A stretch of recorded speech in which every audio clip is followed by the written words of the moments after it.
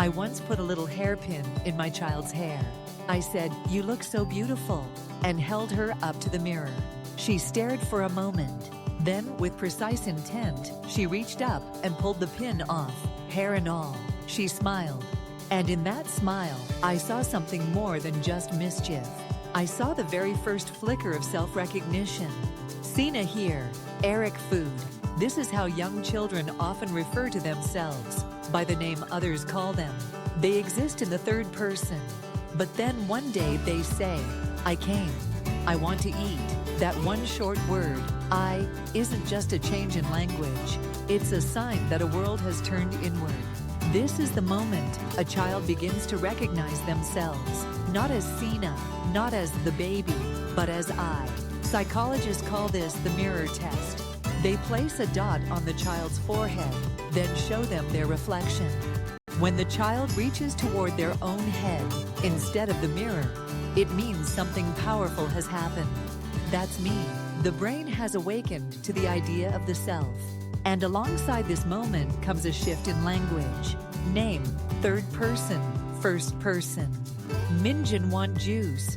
Become, I want juice. It's not just speech. It's the birth of perspective.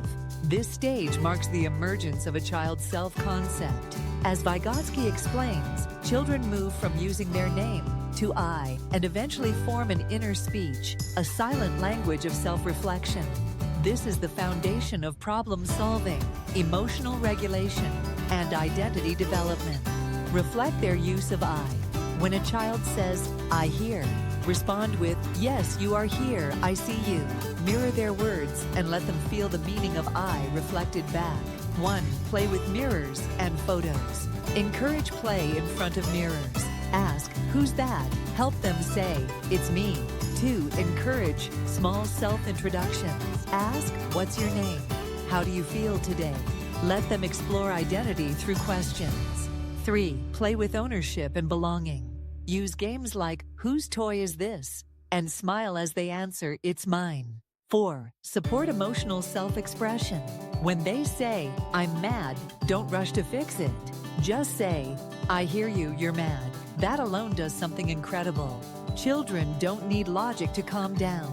They don't need to explain. They just need someone to recognize that they feel. Often, the simple act of naming the feeling is all it takes for that small storm to pass. In their world, to be seen is to be soothed. At first, someone else is supposed to give them a name. Then, they use that name to describe themselves. And one day, they chose their own word, I. That single word brought the self into focus, no longer called into being by the voices of others. They began to call themselves into the world.